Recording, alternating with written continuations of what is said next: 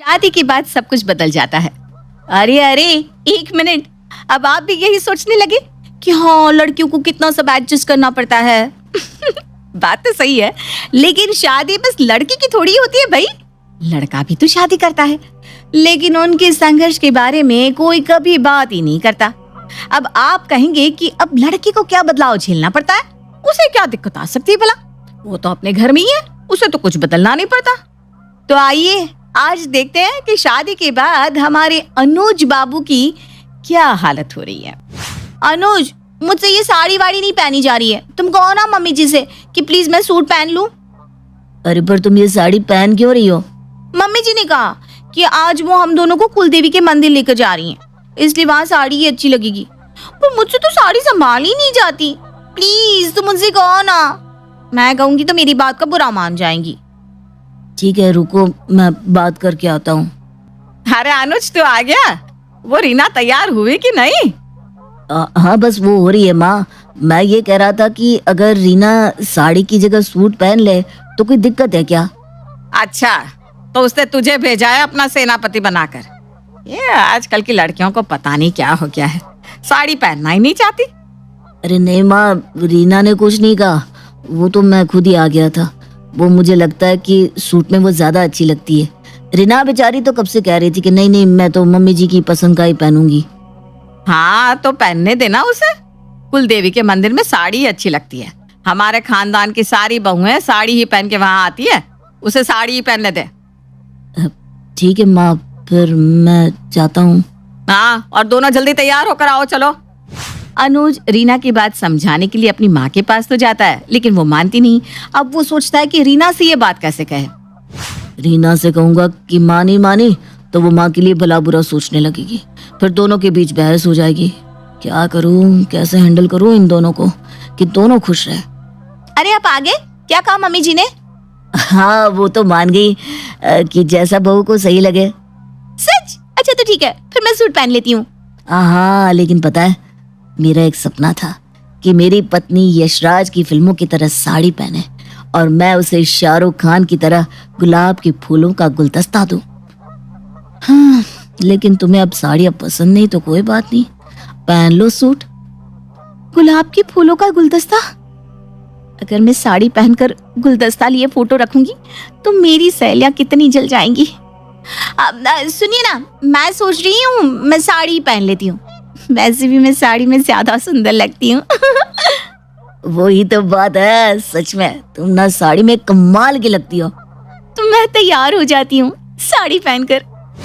अनुज ने अपनी माँ और बीवी के बीच की सिचुएशन को जैसे तैसे संभाल लिया, जिसमें उसके पसीने छूट गए। लेकिन ये तो बस शुरुआत थी, ऐसे किस्से तो उसके घर में रोज होते थे, जिनके बीच वो सैंडविच की तरह दब जाता था।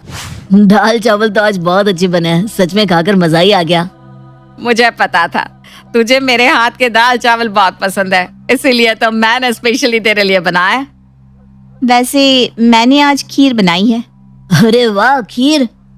ये ले, थोड़े और दाल चावल खा ले बेटा, तुझे पसंद है ना? नहीं नहीं माँ, दाल चावल और खाऊंगा तो खीर खाने के लिए जगह नहीं बचेगी, मैं अब खीर खाऊंगा। अरे खा लेना दाल चावल, अभी तूने खाया ही कितने हैं, आधा पेट भी नहीं भरा तेरा, ले ले बेटा। नहीं नहीं माँ, सच में मैंने खा लिया। रीना लाओ खीर दो मुझे। हाँ ये लीजिए। कैसी बनी है? बहुत अच्छी है, आओ तुम भी खाओ। माँ तुम भी बैठो, ये लो प्लेट।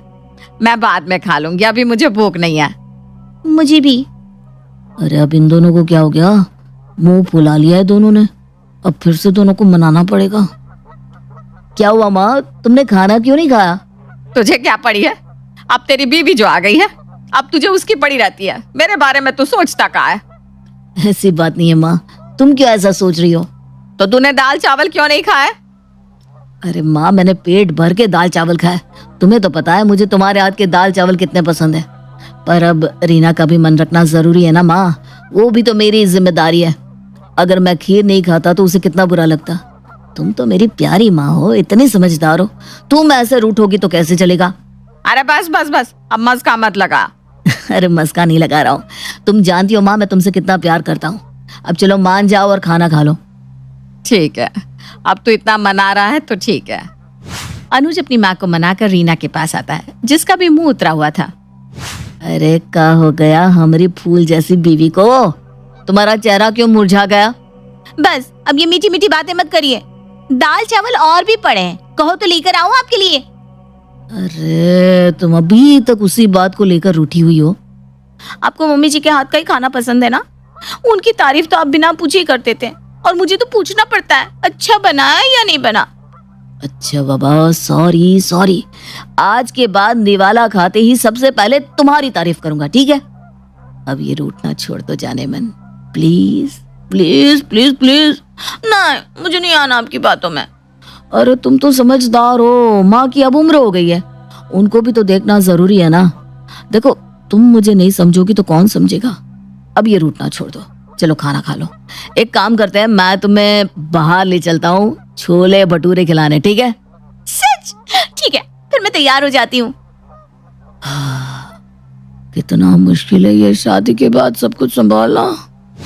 शादी के बाद बस रिश्ते नहीं बदले थे, लेकिन उनके खर्चे और जवाबदारियां भी बढ़ गई थी, जिसे निभाने के लिए अनुज दिन रात मेहनत कर रहा था। अरे इतनी सुबह सुबह कहाँ जा रहा है? ऑफिस? अब हाँ, वो जल्दी जाना होगा।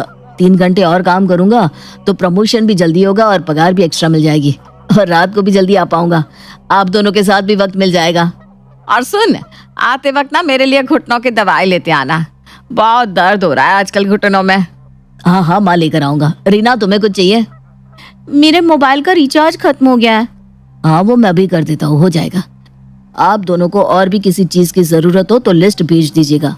सुनिए ना, आज रात को मुझे कहीं बाहर ले चलिए ना, मेरा आज कहीं बाहर जाने का बड़ा मन है।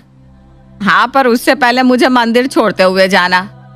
हाँ हाँ, मैं कोशिश करूंगा कि शाम को आ जाऊं, फिर आप दोनों को बाहर ले चलूंगा। शादी के पहले जो लड़का दोस्तों के साथ घंटों तक भटकता है, आज वो अपने लिए समय नहीं निकाल पा रहा था।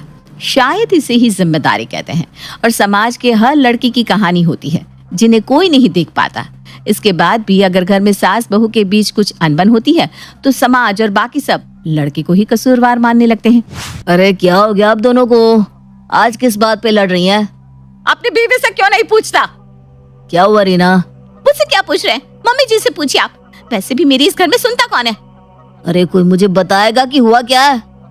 अरे मैंने मम्मी जी से कहा मैं दाल के तड़के में राई डालती हूँ, तो मुझसे कह रही है नहीं नहीं इसमें तो जीरा ही डलता है, तुम्हें पता नहीं है। तो मैंने गलत क्या कहा? तभी तो मेरी दाल इतनी अच्छी बनती है ना। अनुज, तुझे तो मेरे हाथ की ही दाल पसंद है ना?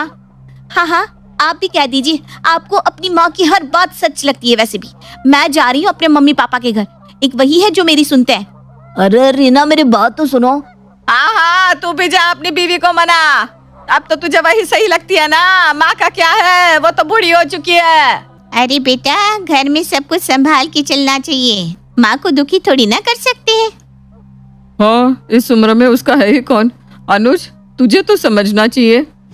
एक तरफ समाज था जो अनुज को सही बेटे होने का ज्ञान दे रहा था, दूसरी तरफ उसके सास ससुर थे जो उसे एक अच्छे पति बनने की सलाह दिए जा रहे थे। देखिए दामाद जी, हमने बेटी को आपके भरोसे भेजा है, तो आपका ये फर्ज बनता है कि आप उसकी देखभाल करें। हाँ, अब उस घर में एक आप ही तो हैं उसके अपनी, आप भी उसे नहीं समझेंगे तो कौन समझेगा। मैं उम्मीद करता हूँ कि आप एक अच्छे पति के रूप में रीना का साथ देंगे।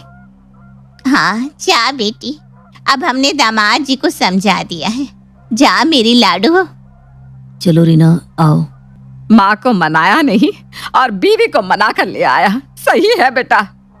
सबसे पहले तो उन्होंने आपसे ही बात की थी ना। हाँ, शादी के बाद माँ की बात सुनता कौन है, बेटे पराये ही हो जाते हैं। ऐसा नहीं है, शादी के बाद पति माँ के राजा बेटा ही रहते हैं, ऐसा कहिए। बस बस बहुत हो गया, अब मुझे सांस तो लेने दो थोड़ी सी। आपने कभी सोचा है कि हमारी क्या हालत होती होगी शादी के बाद? कितनी जिम्मेदारी आ जाती है लड़कों पर। नौकरी पर ध्यान दो, लेकिन बीवी और माँ को भी वक्त दो। दोनों के बीच अनबन ना हो इस चीज का भी ध्यान रखो। दोनों को बुरा ना लगे ऐसा काम करो। समाज वाले तो बस ज्ञान देते हैं कि बीवी को संभालो, माँ पर ध्यान दो, लेकिन कभी किसी ने सोचा है कि कितना मुश्किल होता है हमारे लिए सब कुछ संभालना। सब लोग लड़की के प्रति सहानुभूति दिखाते हैं, लेकिन कभी किसी ने पतियों के बारे में सोचा है कि हम भी शादी के बाद कितना एडजस्ट करते हैं। हमारी हालत भी बुरी हो सकती है।